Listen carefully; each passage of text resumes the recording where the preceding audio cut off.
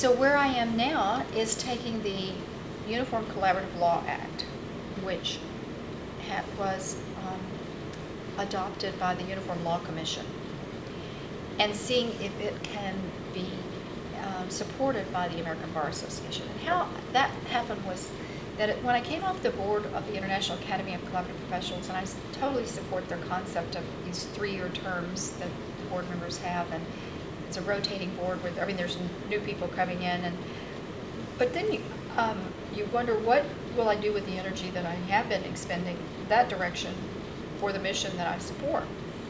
And my husband actually suggested, well, have you thought about getting involved with the American Bar Association on that? He's a physician, but I could probably do that. And I found out how easy it is to join if you've been, as I have, an ABA member since 1978. It's pretty easy to click on and become a member of the, I was a member of the dispute resolution section, but of the collaborative law subcommittee of that. And David Hoffman and Larry Maxwell chair that. So I started going to their phone bridges, and it was clear that what they needed was someone to do the great ideas that they had when it came to how to network the UCLA to all the states, so that the delegates from the different states would be informed about it. And as they go to the ABA conference, it's a mid-year conference they have at convention where the delegates come and vote on certain things, and they will be doing that in Orlando in 2010. So the question was, how are we going to get enough people contacted between now, August or something, and then?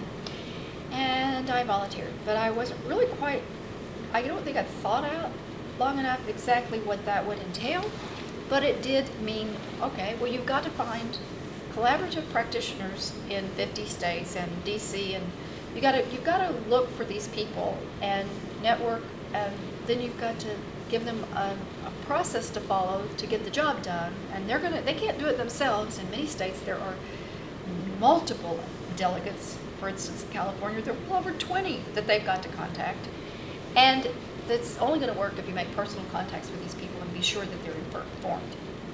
Well, what was so gratifying is that things started happening. Gretchen Walther in New Mexico already had a list of all the delegates and had spent a lot of time in her office developing from by state. So I was able to piggyback onto some of that and send out the word, and amazing people from every state but about 10 right now, and I'm still working on it, so I'm not giving up. Just immediately a leader would come in and say, I can do that, I'll do that. And then they would have other people within their communities that they could say could help me with it. So you just basically had to network through listservs and through, one of the things that I discovered is you could look at the ICP memberships or the ABA Family Law Section members or the ABA members, and suddenly you found there were people that were in these different organizations and that therefore must be passionate about this because they're paying multiple dues. And sure enough, they were. And now we've got these people working everywhere, and we continue to think that we have a very good shot of at least informing every voter that they know what they're going to vote about, and probably convincing them that it would be beneficial for them to vote for this. And what's exciting is during this time, not because of my initiatives, but mainly because of David Hoffman's and others, we've gotten the endorsement, well, the co-sponsorship with the Uniform Law Commission of the Family Law Section, the Dispute Resolution Section, the Individual Rights and Responsibilities sections, and before long we'll have other groups coming on board endorsing or co-sponsoring. And it's doable, but it wouldn't be doable unless we thought through what would we need to do and how would you go about doing it and how can you enroll enough people willing to help in the effort. That's what I think is the thing that I can offer, is to help encourage other people to do their work because they are just as passionate about this as I am. And if I can just say, here's a process we could use, most people that are passionate about it will find a way to work with the program and get the job done. So thrilled about that. So you expressed some interest in having and learning a little bit more about what the International Academy of Collaborative Professionals is doing on the research project. And I feel safe in talking about this, even though we haven't presented all this data yet at the forum, because I spoke with the president and executive director of IACP this morning, and they said it would be wonderful for Cutting Edge Law to know these numbers if there was an opportunity to talk about it. So I know that perhaps it would be of interest that right now it is true that the cases that are being reported are almost exclusively family cases, 96% of them. And although we have a strong desire to get more cases well, those are divorces actually. So some more of the cases might actually be family law cases of other varieties like marital property, partition agreements, or things like that, but parentage cases. We want to see more civil cases reported, but that hasn't happened yet, and partly it's because the civil community there's not as many cases being conducted in the civil world yet, and that will come. So, all the cases that are being handled, we see that slightly more than half of them are in some way interdisciplinary. Well, that's great and we see that 40% of them are being using a team model, and about 15% of them are using a referral model. And then about 45% of them are reporting that they are doing their case just with the lawyers and they don't have another discipline at the table. So that's basically regional variations, and it also probably has to do with training and styles of the practitioners.